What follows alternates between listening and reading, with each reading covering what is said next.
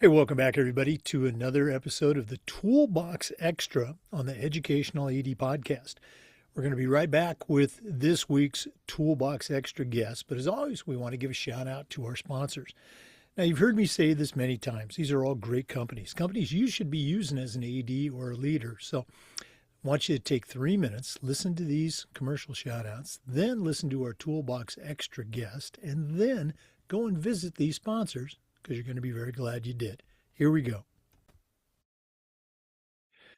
We want to say thanks to our good friends at Sideline Interactive, indoor score tables and video boards.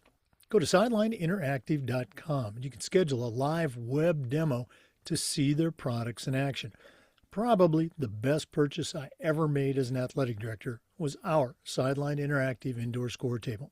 Go to sidelineinteractive.com. Schedule that demo today.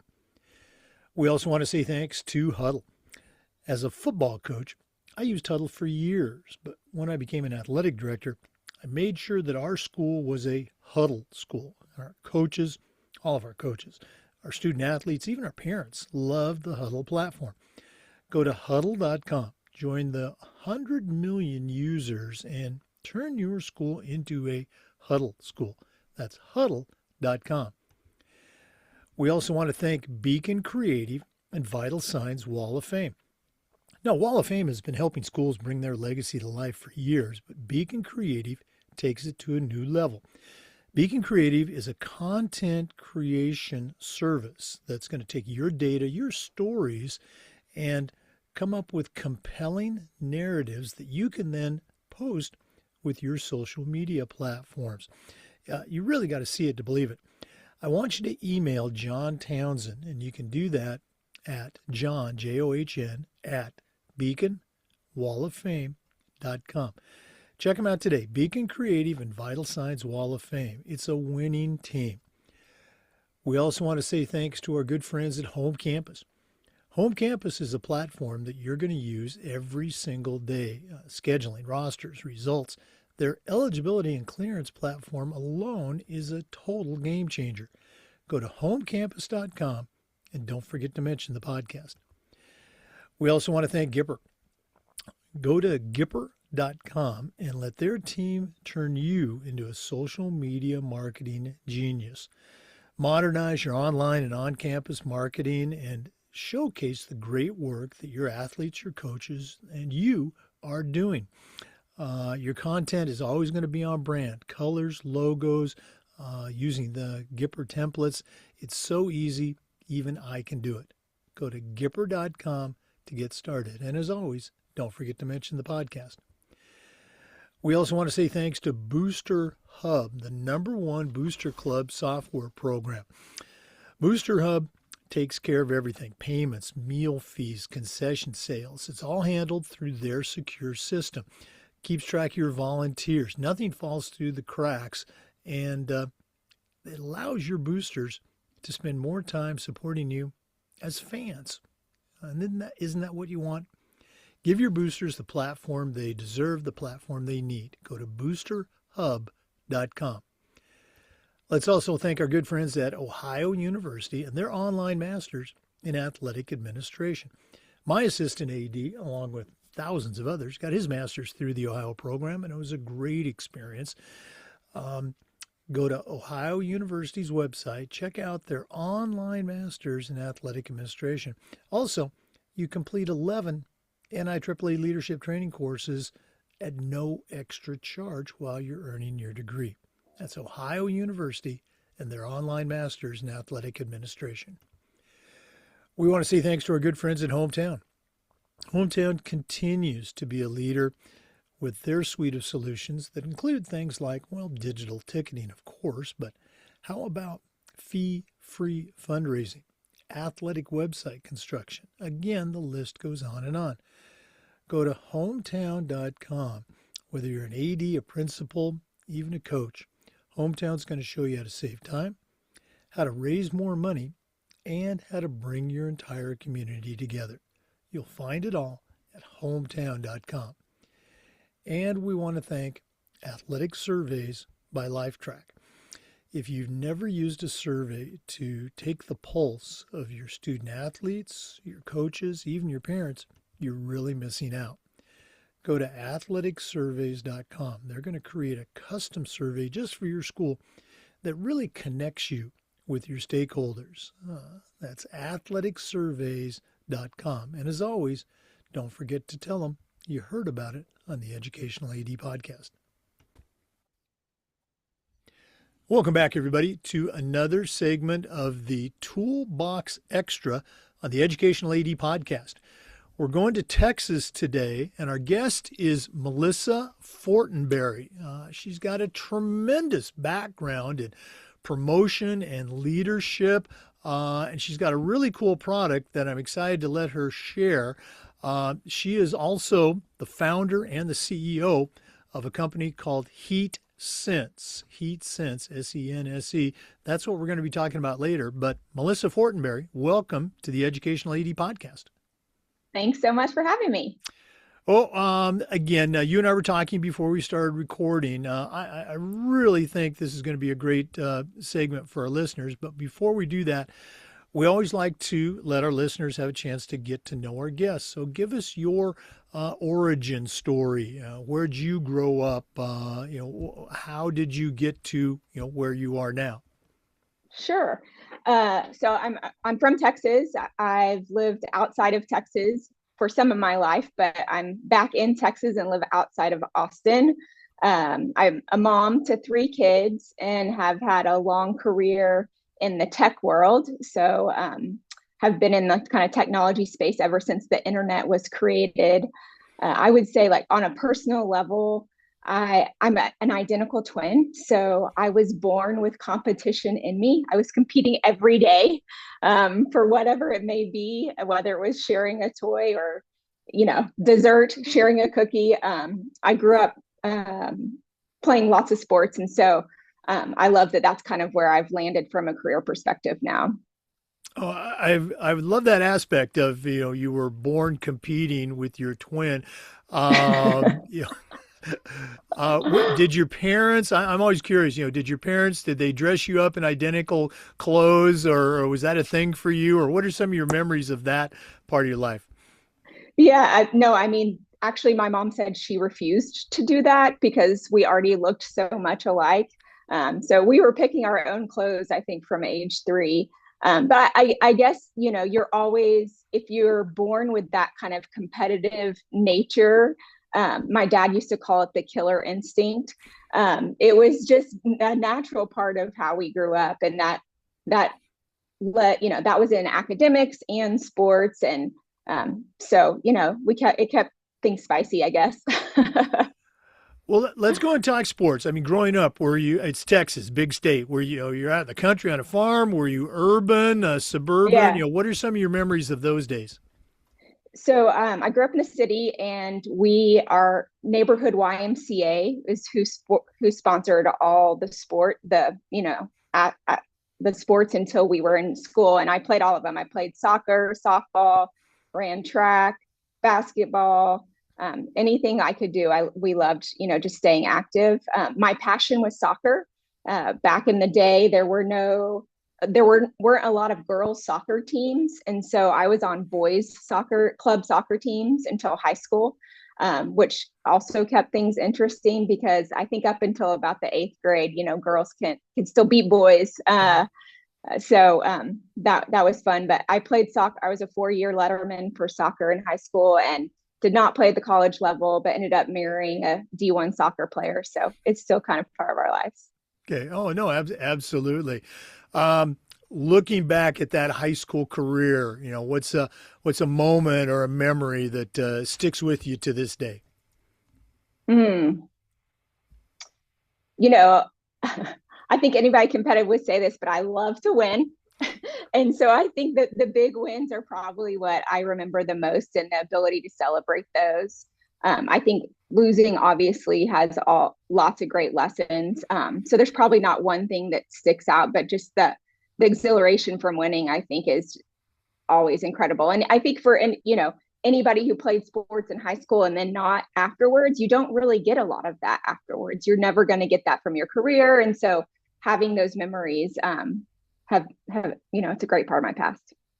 Oh, and that's such a great point, and I guess maybe a good transition to our next segment. Um, your career post college, was not, in athletics. You're not, necessarily an athletic director or coach, but again, the success that I know you had over the course of your career, I think speaks volumes from that entrepreneurial spirit, from marketing and promotion. Just share some of the stops that you've had along the way, and then we're going to jump into HeatSense, your current Okay. project. Yeah, I would say so. I moved to New York after college. I wanted to try and get as different experience as possible. I was actually trying to move abroad, but couldn't get a job because I had no experience. So my first job was at a bank in New York, and I quickly learned that stocks and bonds were not my thing. They were pretty boring to me, but it was during the internet boom, and so I jumped on ship with an internet company and was able to see basically the full cycle of a company, how one could grow really fast, and then how it could also decline. And from that point on, I was kind of hooked on chasing internet companies and really in that way similar to sports, figuring out how to grow and win with those companies. I think throughout my career, I the way I progressed to finding what I loved in my career was latching on to the things that I really loved doing in a job and was good at, and then looking for that in my next job.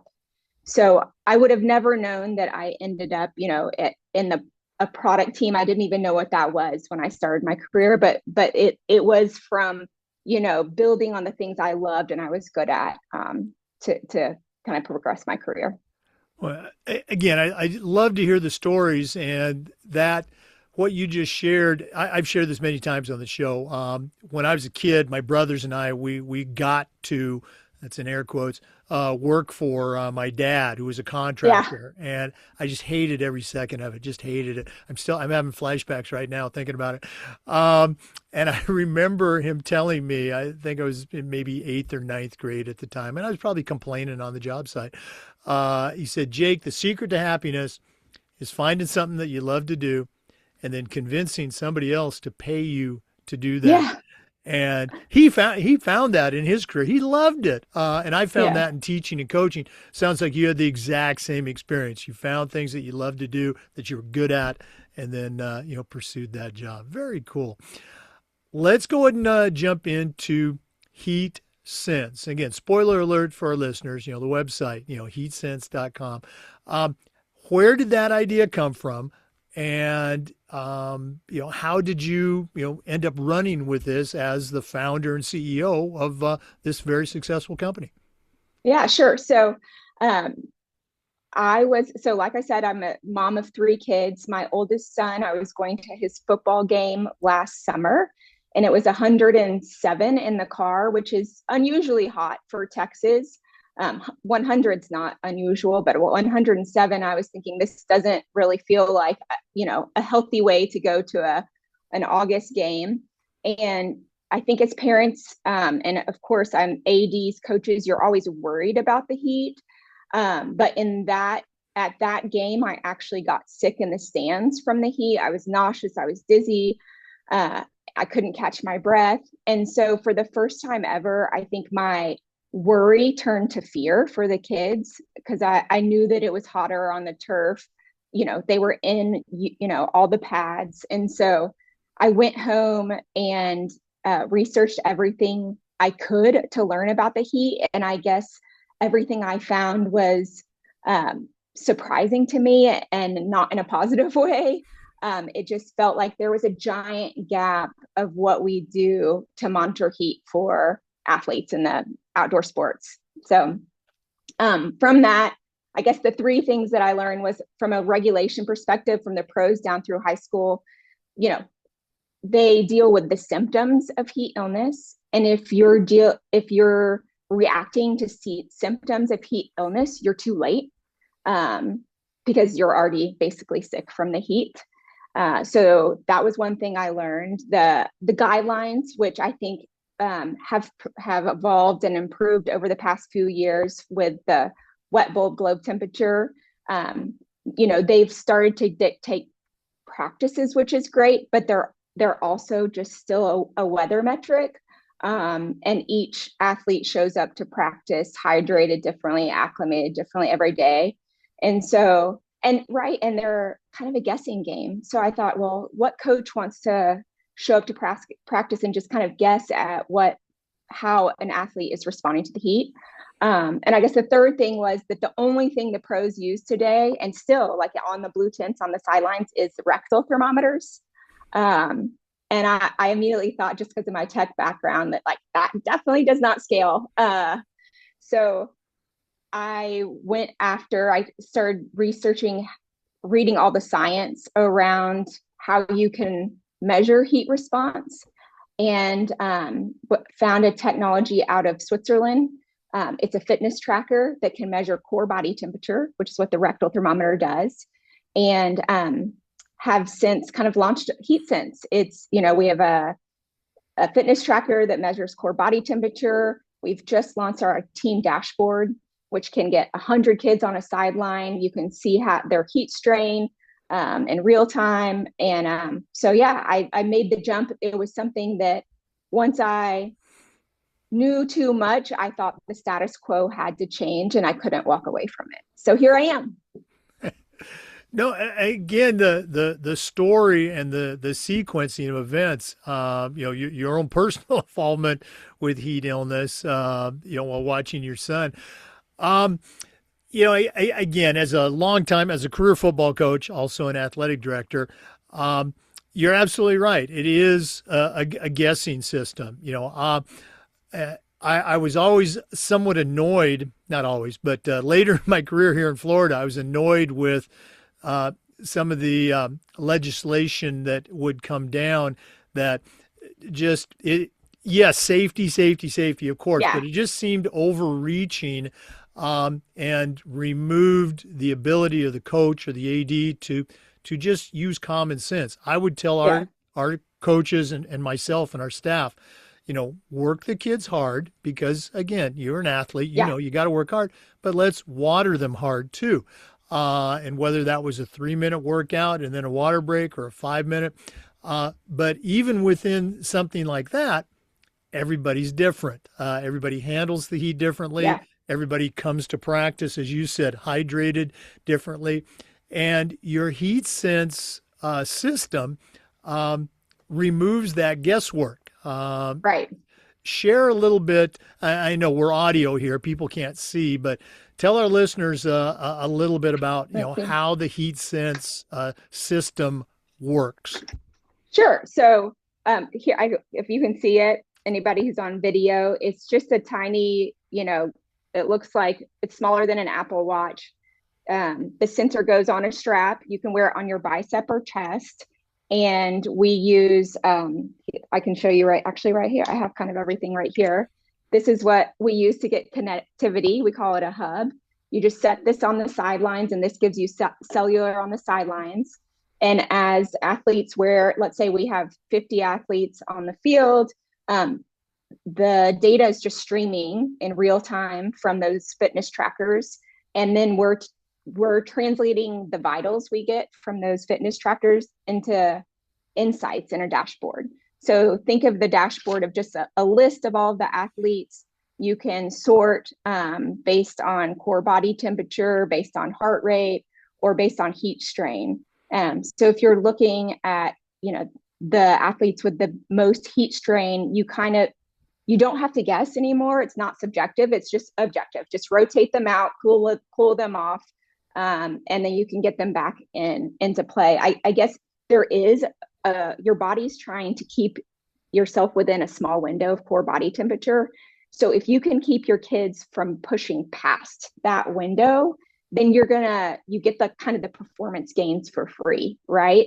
It's not something without the data, it's not something you can see. So with the data, you can say, okay, this person's kind of on the edge of potentially losing their ability to perform, overheating. Let's rotate them out. Let's cool them off. So that's how it works. There's also alerts. I guess that's the other piece is Right. No, I was going to say, and that's such an important point. The safety factor, the alerts and, approaching heat illness, that's so important. But what you just said about performance, there's that zone where you want the athlete to be, that intensity level. That's where the improvement, that's where the performance gains are going to come. We don't want to get to that level Right. where it's dangerous, but that's obviously that's a part of the system where hey, we're probably working this kid too hard. So the individual athletes, and you mentioned 50 or so, they're wearing the belt, and you can go to the website and see all this. But the chest belt, the bicep belt with the sensor. Um, there's a hub where the data is coming in. I assume an athletic trainer or assistant coach or administrators watching all this on a laptop, on a screen, so they can actually see.